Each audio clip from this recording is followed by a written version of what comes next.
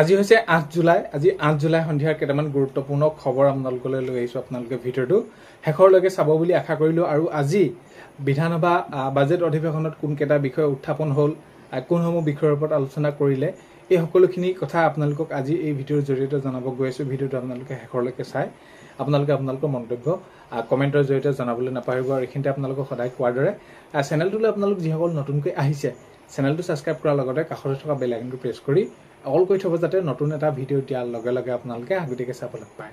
যদি ভিডিঅ'টো চাই ভাল পায় লাইক এটা কৰি দিব আৰু শ্বেয়াৰ কৰি দিব বুলি আশা কৰিলোঁ। এতিয়া প্ৰথমটো খবৰ যদি চাওঁ, আজি বহুকেইটা বিষয়ক লৈ অখিল গগৈ ডাঙৰীয়া আৰু পীযুষ হাজৰিকা ডাঙৰীয়াৰ মাজত সেইখিনি কটাক্ষ হোৱা দেখা গৈছে।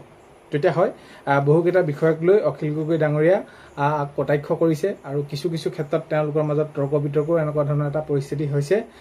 বিশেষকৈ পীযুষ হাজৰিকা ডাঙৰীয়াই অখিল গগৈ বিষয়ে এনেদৰে মন্তব্য কৰিছে যে তেওঁ যিবিলাক কথা উত্থাপন কৰে বা তেওঁ যি সদনত যেনেদৰে থাকিব লাগে বা কামবিলাক কেনেদৰে কৰিব লাগে, প্ৰশ্ন কি উত্থাপন কৰিব লাগে, ক'ত কেনেকৈ ব্যৱহাৰ কৰিব লাগে, এইখিনি ক্ষেত্ৰত তেওঁ এতিয়াও শিকা নাই।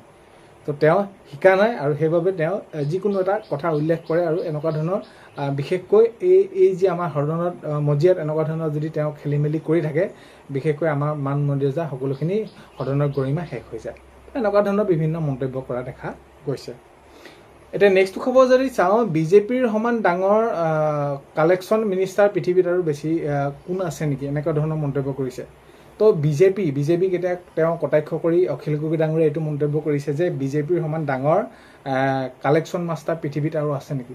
তো এনেকুৱা ধৰণৰ এটা মন্তব্য কৰা দেখা গৈছে। আৰু এতিয়া বিভিন্ন ক্ষেত্ৰত আমি যদি চাওঁ, অখিল গগৈ ডাঙৰীয়াই তেওঁ মন্তব্য কৰিছে যে বিজেপিয়ে যিদৰে কাম কৰিম বুলি কৈছিল এতিয়ালৈকে কোনো ধৰণৰ কাম কৰা নাই, আৰু তেওঁলোকে যি কাম কৰিম বুলি কৈছিল সেইখিনি এতিয়ালৈকে আমি দেখা নাই।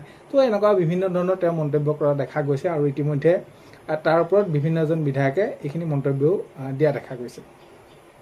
নেক্সট খবৰ যদি চাওঁ, পীযুষ হাজৰিকা ওপৰৰ মাল, তো এনেকুৱা ধৰণৰ কিছুমান কথা অখিল গগৈ ডাঙৰীয়াই মন্তব্য কৰিছে। তো এতিয়া বিশেষকৈ সদনত বা এই যি বিধানসভা বাজেট অধিৱেশন চলি আছে, আমি কি বিচাৰোঁ, যিসকল জনসাধাৰণ আছোঁ বা আমাৰ যিসমূহ অভাৱ অভিযোগ আছে, আমাৰ যাতে জনপ্ৰতিনিধিয়ে গৈ তাতে সেইখিনি উল্লেখ কৰিব বা আমাৰ সমষ্টিটো, নিজৰ সমষ্টিটো বুলি নহয়, প্ৰত্যেকৰে সমষ্টি বা অসমৰ যি সমস্যা আছে সেইখিনি বিষয়ে যাতে কি হয়, সদনৰ যিখিনি সময় পায় সেইখিনি তাকে সুচাৰুৰূপে সকলোৰে মাজত, শাসকীয় পক্ষই হওক বা বিৰোধী পক্ষই হওক, তেওঁলোকৰ মাজত সুচাৰুৰূপে হৈ যাব লাগে। কাৰণ কেলৈ, তেতিয়াহে সেইখিনি কাম কাৰ্যকৰী দিশে আগবাঢ়িব বা কিবা যদি অভাৱ অভিযোগ আছে সেইখিনি দেখাব লাগিব, ক'ৰবাত যদি ভুল আছে এইখিনি। তো এই এনেকুৱা ধৰণৰ তৰ্ক বিতৰ্কৰ বা খণ্ডযুদ্ধ এইবিলাকে কেতিয়াও স্থায়ী সমাধান আনি নিদিয়ে। আৰু এতিয়া এই এনেকুৱা ধৰণৰ মন্তব্য কৰা দেখা গৈছে। এতিয়া অখিল গগৈ ডাঙৰীয়াই কৈছে পীযুষ হাজৰিকা ডাঙৰীয়াক ওপৰৰ মাল, তো এনেকুৱা ধৰণৰ মন্তব্য আগবঢ়াইছে। আৰু এতিয়া বহুখিনি কথাই কৈছে। তেওঁ কৈছে যে জয়ন্ত মল্লক বাটৰ কচু গাত সানি লৈছে, তো এনেকুৱা ধৰণৰ কথা। তো অখিল গগৈ ডাঙৰীয়া কিবা প্ৰশ্ন কৰিলে তাৰ উত্তৰ যদি কোনোবা এগৰাকীয়ে দি আছে, তাত আকৌ জয়ন্ত মল্ল বৰুৱা ডাঙৰীয়াই সেইখিনি তেওঁ মাজতে থাপ মাৰি ধৰিছে। তো এইবিলাক কথা তেওঁ মন্তব্য কৰি কৈছে যে বাটৰ কচু গাত সানি ল'ব নালাগে। তো এনেকুৱা ধৰণৰ। আৰু এতিয়া অখিল গগৈ ডাঙৰীয়াই মাননীয় মুখ্যমন্ত্ৰী মহোদয়কো এৰা নাই। মাননীয় মুখ্যমন্ত্ৰী মহোদয়ে কৈছে যে হিমন্ত বিশ্ব শৰ্মাই আনৰ ঘৰ ভাঙি বহুত বেছি ভাল পায়, যে উচ্ছেদ প্ৰক্ৰিয়াক লৈ। তো এই প্ৰসংগখিনিও তেওঁ মন্তব্য কৰিছে যে হিমন্ত বিশ্ব শৰ্মাই আনৰ ঘৰ ভাঙি বহুত বেছি ভাল পায়। তো এনেকুৱা ধৰণৰ মন্তব্য কৰিছে। আকৌ তাৰ যদি প্ৰত্যুত্তৰ আমি যদি তেনেদৰে চাওঁ, এতিয়া পীযুষ হাজৰিকা ডাঙৰীয়াই কৈছে যে নিজকে বহুত পঢ়া শুনা বুলি ভাবে অখিল গগৈ ডাঙৰীয়াই, কিন্তু কথা তেওঁ কিন্তু ক'ব নাজানে, ক'ত কেনেদৰে কাক ব্যৱহাৰ কৰিব লাগে এইবিলাক এতিয়াও শিকিবলৈ এতিয়াও শিকিবলৈ সময় আছে বা এনেকুৱা ধৰণৰ কথা কোৱা দেখা গৈছে। বাৰু যি কি নহওক, এইখিনি সময়তে আমি যদি চাওঁ, এতিয়া আমি বিশেষকৈ চাই আছোঁ বা আমি এইখিনি বিচাৰি আছোঁ যে আমাৰ সমস্যাবোৰ কেতিয়া দাঙি ধৰিব উত্থাপন। এতিয়া এই যি আমি যিসমূহ প্ৰতিশ্ৰুতি দিছিলে বা মাননীয় মুখ্যমন্ত্ৰী মহোদয়ে যিসমূহ কাম কৰিম বুলি কৈছিলে, তাৰে ভিতৰত যদি আমি এটা চাওঁ তেনেহ'লে বিহপুৰীয়া বিধায়ক আমি যদি চাওঁ তেনেহ'লে ভূপেন বৰা ডাঙৰীয়াই এইটো এটা মন্তব্য কৰিছে যে অংগনবাদী কৰ্মী সহায়িকাসকলৰ মাননি বৃদ্ধি।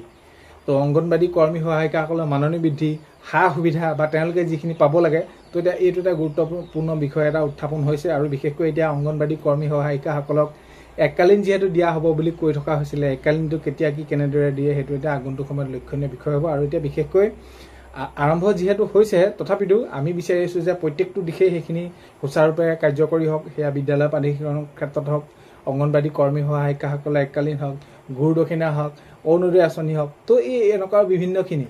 তো সেইবাবে আমি বিচাৰিছোঁ যে প্ৰত্যেকটো প্ৰতিশ্ৰুতি বা প্ৰত্যেকটো সমস্যাৰ সমাধান হওক। নেক্সট খবৰ যদি চাওঁ, অখিল গগৈক আজিলৈকে পথাৰত নমা দেখা নাই। এতিয়া পীযুষ হাজৰিকা ডাঙৰীয়াই এইদৰে মন্তব্য কৰিছে যে অখিল গগৈ ডাঙৰীয়াই যিবোৰ ফিতাহী মাৰি কথা কৈছে বা তেওঁ সেইখিনি মন্তব্য কৰিছে, কিন্তু পথাৰত নমা আজিলৈকে মই তেনেকুৱা ধৰণৰ দেখা নাই, এইদৰে মন্তব্য কৰা দেখা গৈছে। আৰু আজি যদি চাওঁ এইখিনি কথা, আৰু এটা কথা কৈছে যে আজি মন্ত্ৰী অতুল বৰা ডাঙৰীয়াক উভতি ধৰিছে বা এইখিনি ক্ষেত্ৰত অখিল গগৈ ডাঙৰীয়াই তেওঁ বিভিন্ন ধৰণৰ প্ৰশ্ন কৰা দেখা গৈছে। মন্ত্ৰী অতুল বৰা ডাঙৰীয়াক সেইখিনি কৈছে, তেওঁ যিখিনি কাম কৰিছে যুক্তি দেখাবলৈ কৈছে। তো বিভিন্ন ধৰণৰ প্ৰশ্ন যি সুধিছে উত্তৰ কৈছে নাই কোৱা, এনেকুৱা ধৰণৰ কিছুমান মন্তব্য কৰা দেখা গৈছে। এতিয়া পীযুষ হাজৰিকা ডাঙৰীয়া আমি যদি চাওঁ তেনেহ'লে অখিল গগৈ ডাঙৰীয়াক আকৌ পুনৰ বান্দৰ আখ্যা দিয়া দেখা গৈছে সদনত। আৰু আজি যদি আমি চাওঁ, অসম নাগালেণ্ড সীমান্তৰ সীমা সমস্যাৰ প্ৰসংগও সেইখিনি উল্লেখ কৰিছে, সেইখিনি কৰি আৰু এইখিনি স্থায়ী সমাধানো বিচাৰিছে সেই সকলোৱে। তাৰ সমান্তৰালকৈ আমি যদি চাওঁ কৃষক পঞ্জীয়নৰ কথাও কৈছে। সেইখিনি কৃষক পঞ্জীয়ন অতি সোনকালে আপোনালোকে কৰিব লাগিব, ফাৰ্মাৰ আইডি আপোনালোকে বনাবই লাগিব। তাৰ পাছতে কৃষকৰ যিসমূহ সা সুবিধা আছে সেইখিনি আপোনালোকে পাব। তাৰ ইয়াৰ সমান্তৰালকৈ ৰূপজ্যোতি কুৰ্মী ডাঙৰীয়াই তেওঁ মন্তব্য কৰি কৈছে যে অখিল গগৈ ডাঙৰীয়াই এই যি য'তে ত'তে যিখিনি কথা কৈ থাকে চুমাৰ বাবে বিশেষ আৰু ক'ব নাজানে, এনেকুৱা ধৰণৰ মন্তব্য কৰা দেখা গৈছে। এতিয়া নেক্সট খবৰ যদি চাওঁ, অতুল বৰা ডাঙৰীয়াই মন্তব্য কৰিছে যে উদ্ভণ্ডালিৰ ক্ষেত্ৰত ৰেকৰ্ড কৰিবলৈ গৈ আছে অখিল গগৈ ডাঙৰীয়াই।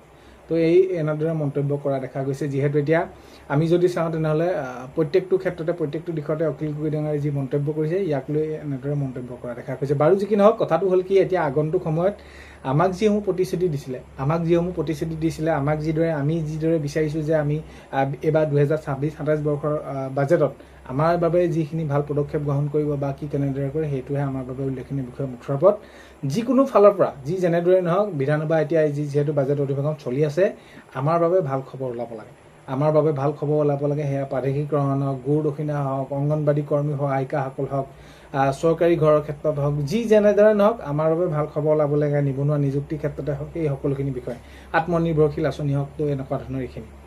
তো আজি 8 জুলাই সন্ধিয়া খবৰ এইকেইটাই আপোনালোকক জনালোঁ। ভিডিঅ'টো আপোনালোকে শেষলৈকে চাই থকাৰ বাবে বহুতে বেছি ধন্যবাদ। এইখিনিতে আপোনালোকক সেয়া ভিডিঅ' প্ৰথমতে কোৱাৰ দৰে চেনেলটোতে যদি আপোনালোক নতুনকৈ আহিছে, ছাবস্ক্ৰাইব কৰাৰ লগতে কাষতে থকা বেল আইকনটো প্ৰেছ কৰি অল কৰি থ'ব, যাতে নতুন এটা ভিডিঅ' দিয়াৰ লগে লগে আপোনালোকে আগতীয়াকৈ চাবলৈ পায়। আজিলৈ মানে অন্য এটা ভিডিঅ'তে লগ পোৱাৰ আশাৰে বাই।